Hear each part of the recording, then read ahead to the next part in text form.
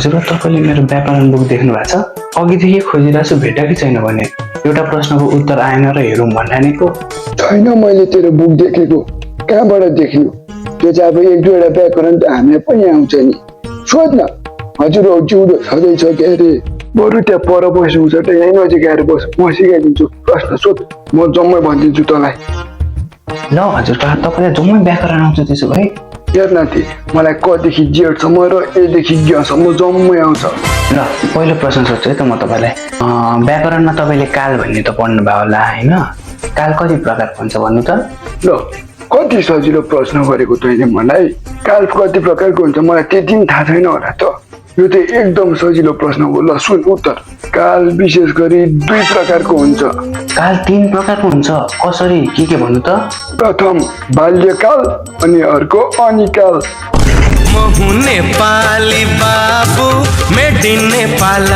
वास्तवमा हेर नाति, तँलाई त थाहा नै छैन होला व्याकरण शब्द कसरी उत्पत्ति भयो भन्ने कुरा। ल हजुरबा, मलाई त थाहा छैन नि, कसरी यो व्याकरण शब्द उत्पत्ति भयो? ल यहाँ ध्यान दिएर सुन, म भन्छु।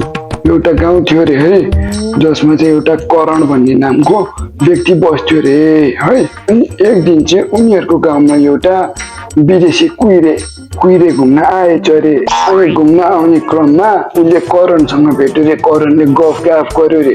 एक दिन करणले चाहिँ त्यो कुहिरेलाई जङ्गल घुमाउन लग्यो अरे। ए अनि के भयो अरू भन्नु त? अब गाउँको केटो करण त अलि नडराउने है, हिँड्दै थियो अरे। अनि करण चाहिँ अघि लाग्दै थियो अरे। तर ठ्याक्क बिचमा त्यो कुहिरेले चाहिँ एउटा बाघ देख्यो अरे कि अगाडि। करणलाई चाहिँ डर लागेन, तर त्यो कुहिरेलाई चाहिँ बाघ देख्यो, ला बाघले खाने भयो भनेर है।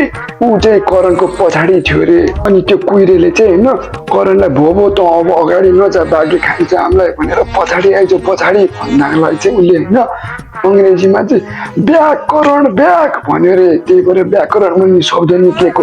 त्यति थाहा छैन त।